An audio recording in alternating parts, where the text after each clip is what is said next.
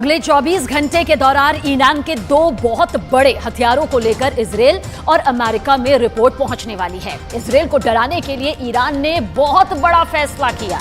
Iran ने दरअसल दो बहुत ही खतरनाक खौफनाक वेपन सिस्टम को अब तक छुपा कर रखा हुआ था, लेकिन अचानक उन्हें सामने लाकर ईरान ने अपना इरादा साफ कर दिया।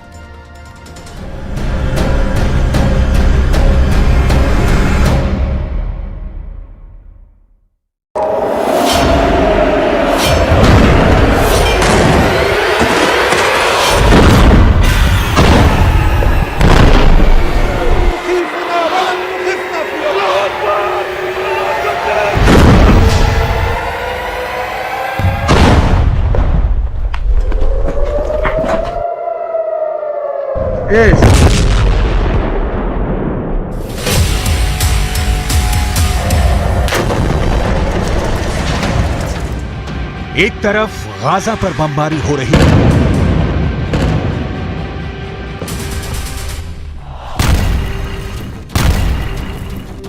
दूसरी तरफ ईरान के सुप्रीम लीडर अली खामनेई के दौरे ने इजरायल को खौफ से भर दिया है। एक तरफ इजरायल पर बम गिर रहा है, दूसरी तरफ ईरान से आई इन तस्वीरों ने नेतन्याहू की सेना का दिल बैठा दिया है। एक तरफ गाजा से उठता धूल और बारूदी धमाके का धुआं है, दूसरी तरफ तेहरान का हाई प्रोफाइल अड्डा है जिस पर इजरायल से लेकर अमेरिका तक सबकी नजरें हैं। इस अड्डे में क्या है, उससे पहले गुस्से से उबलता हुआ पश्चिम एशिया देख लीजिए। ये ईरान की राजधानी तेहरान है। इजरायल का झंडा जलाया जा रहा है।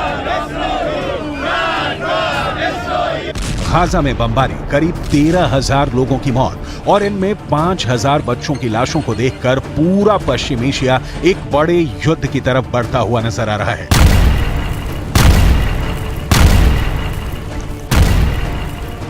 ईरान पर पब्लिक का दबाव बहुत ज्यादा है। तेहरान में रोज प्रदर्शन हो रहे हैं। यही वजह है कि ईरान के सुप्रीम लीडर अली खामनेई को उस अड्डे पर जाना पड़ा जहां ईरान के सबसे खतरनाक हथियार रखे गए हैं।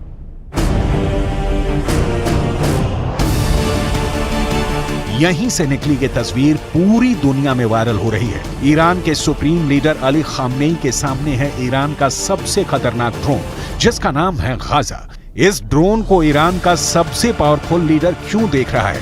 इस वक्त पूरी दुनिया में इसके मतलब निकाले जा रहे हैं।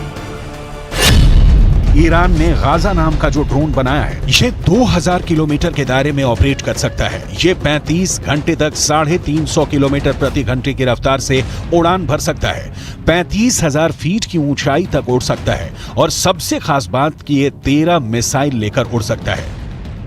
ईरान ने इस ड्रोन का नाम बहुत सोच समझ कर रखा है। 2021 में इस ड्रोन को लॉन्च करने के बाद अब इजरायल की बमबारी के बीच गाजा ड्रोन को दुनिया के सामने एक बार फिर लाना, ये ईरान की तरफ से बहुत बड़ा संदेश है। खासकर जब इसके साथ खामनेई की फोटो पूरी दुनिया में वायरल की जा रही है। लेकिन खामनेई के टारगेट पर इस वक्त अमेरिका और इजरायल से ज्यादा अरब वर्ल्ड के वो देश हैं जो इस वक्त गाजा पर बमबारी को देखकर खामोश बैठे हुए हैं। मुसलमान توی مجامع و توی اظهارات و اینها محکوم میکنن، گاهی حالا بعضی محکوم هم نمیکنن، بمباران ها رو اینها رو بعضی محکوم میکنن. این کافی نیست. بایستی این جریان و شریان حیاتی رژیم صهیونیستی رو باید قطع کنن. بایستی نگذارن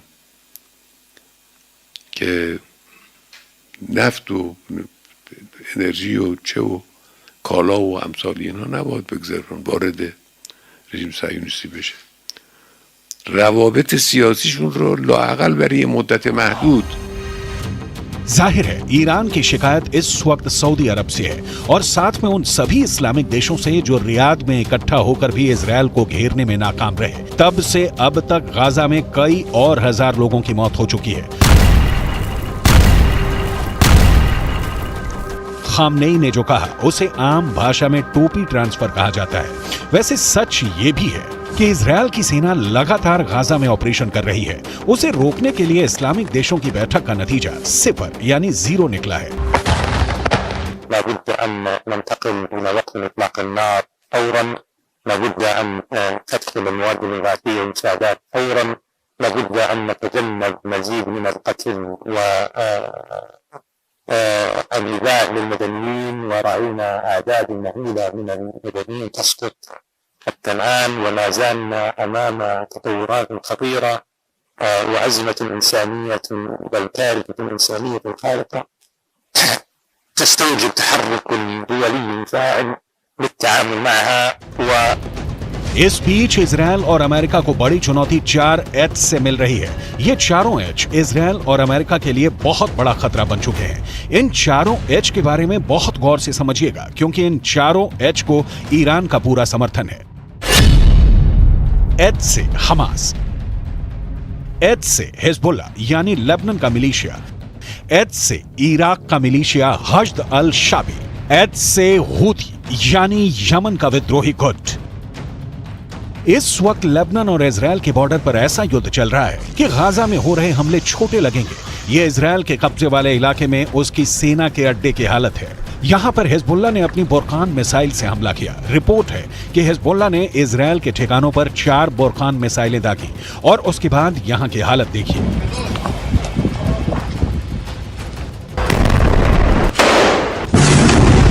हिजबुल्लाह ने अपनी सबसे खतरनाक स्नाइपर फोर्स उतार दी है। हिजबुल्लाह ने अपने एंटी टैंक दस्तों को इजरायल की पोस्ट पर लगातार हमलों का ऑर्डर जारी किया है। इजरायल के कई शहर टारगेट पर हैं। गाजा में बमबारी के खिलाफ हिजबुल्लाह और हूथी दोनों ने अपने हथियार गोदाम खोल दिए हैं। यमन अब इजरायल के समुद्री जहाजों को भी टारगेट कर रहा है। लेकिन ऐसे हमलों और गाजा पर बमबारी जारी रखने के बीच नेतन्याहू ने अपना वॉर ट्रायंगल तैयार कर लिया है। नेतन्याहू के वॉर ट्रायंगल में सबसे बड़ा कोना गाजा में हमास का पूरी तरह खात्मा है। नेतन्याहू के वॉर ट्रायंगल में दूसरा बड़ा कोना लेबनान में हिजबुल्लाह का अंत है, जबकि नेतन्याहू के वॉर ट्रायंगल का तीसरा सबसे खतरनाक कोना है सीरिया, जहां से इराक का मिलिशिया हश्द अल शाबी इजरायल के बॉर्डर तक पहुंच सकता है। यही वजह है कि सीरिया पर इजरायल की एयरफोर्स ने हमले तेज कर दिए हैं। ये तीनों जगह इजरायल के बॉर्डर से लगी हुई हैं और इजरायल इन्हें अपने खिलाफ सबसे बड़ा खतरा मानता है। इस वक्त पश्चिम एशिया में जो भी हो रहा है वो 2 कैंपों के बीच चल रहा है। एक तरफ है इजरायल और अमेरिका और दूसरी तरफ है ईरान और उसके साथ ही मिलिशिया। जहान در برابر آمریکا متحد است. نفرت از آمریکا سراسر افکار عمومی عالم را فرا گرفته است. آمریکا امروز بیش از هر زمان دیگری در جهان منزوی است. این یک شکست سیاسی برای آمریکا.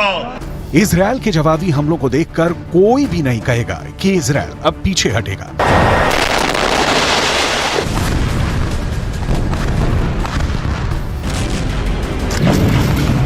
उसके रास्ते में जो आएगा इजरायल अब उसे मिटाना चाहता है, फिर चाहे वो हमास हो, हिजबुल्लाह हो, यमन हो या फिर ईरान। इजरायल का इरादा पक्का है, जो उससे टकराएगा चूर चूर हो जाएगा।